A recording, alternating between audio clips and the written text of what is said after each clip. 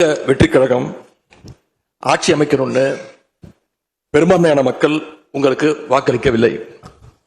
கருக்கிறவான் அடிக்குது. டேய் என்னடா அது?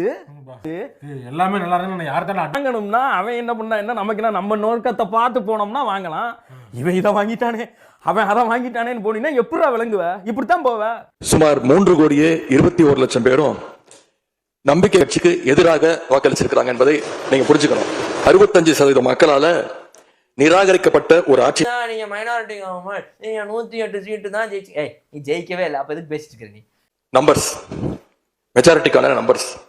உங்க கட்சிக்கு அந்த நம்பர்ஸ் இருக்கான்னு கேட்டா இல்ல.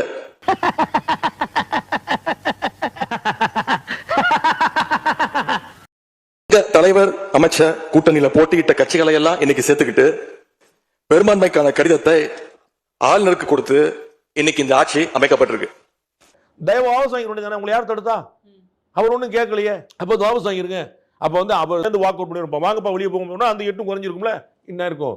144 8 குறைஞ்சிருக்கும், 136 அங்க இருந்திருக்கும். அப்ப திமுக கூட்டணி தயவு தேவையில்லைங்கிறது அம்பலமாயிருக்கும். அதனால எங்க தயவுல நீங்க இருக்கீங்கன்னு சொன்னாங்க. அப்ப தயவு தேவையில்லை. இந்த ஆட்சிக்கு இன்னைக்கு ஆதரவு தெரிவிக்கக்கூடிய இந்திய கம்யூனிஸ்ட் கட்சி, மார்க்சிஸ்ட் கம்யூனிஸ்ட் கட்சி, இந்திய யூனியன் முஸ்லீம் லீக், விடுதலை சிறுத்தைகள் கட்சிகளை சேர்ந்த மதிப்பிற்குரிய தலைவர்கள் எல்லாம் சொன்ன காரணம், திமுகவுடைய அப்புறம் எங்களுக்கு இருக்கு. we are independent party. இது திமுகவுடைய ஒப்புதல், திமுகவுடைய அனுமதி இருக்கான்ற கேட்கிற பிரச்சனை எங்க வருது? எங்க இருக்குன்னு கேக்குறேன். கேள்வியே தப்பு. ஒரு தலைவரோட வீட்டுக்கு ஒரு புது சோஃபா போகுது. சோஃபா பின்னாடியே புது முதலமைச்சரும் அந்த வீட்டுக்கு போறாரு.